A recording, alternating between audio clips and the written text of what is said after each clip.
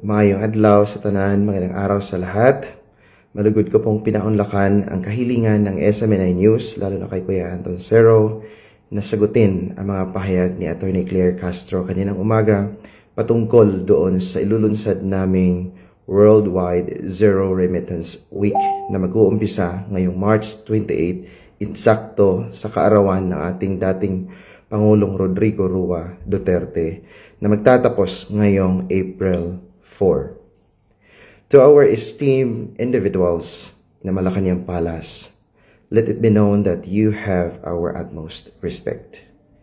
We don't have a plan to go against the government, but we are requesting you to listen to the calls of the ordinary OFWs around the globe who are supporting for Tatay Digong.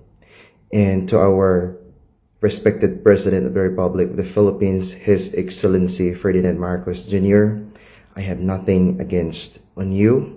You have my utmost respect, and I recognize sa mga mabuting nagawa mo sa Pilipinas.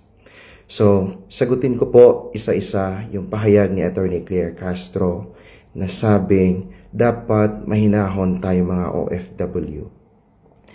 With all due respect, Ma'am Castro, hindi po pwedeng sabihin ganon na dapat mahinahon dahil unang-una nakikita namin kung ano yung pagtrato ng ating pamahalaan kay Tatay Digong. Kitang-kita po namin sa video kung paano puwersahang pinaalis sa bansang Pilipinas ang ating mahal na Pangulo. At hindi nyo kami masisisi kung ganito ang nararamdaman namin para sa ating mahal na Pangulo. At pangalawa, sinasabi niyo po na mayroon po tayong batas na sinusunod. Tama po kayo, mayroon po tayong batas na sinusunod. But hindi po ba nararapat na doon lilitisin ang kaso ni Tatay Digong sa Pilipinas, doon sa bansa natin?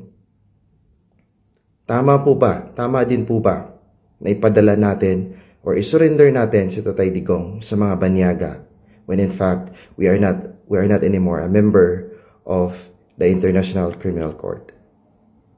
I am not a lawyer, pero I can read and understand po.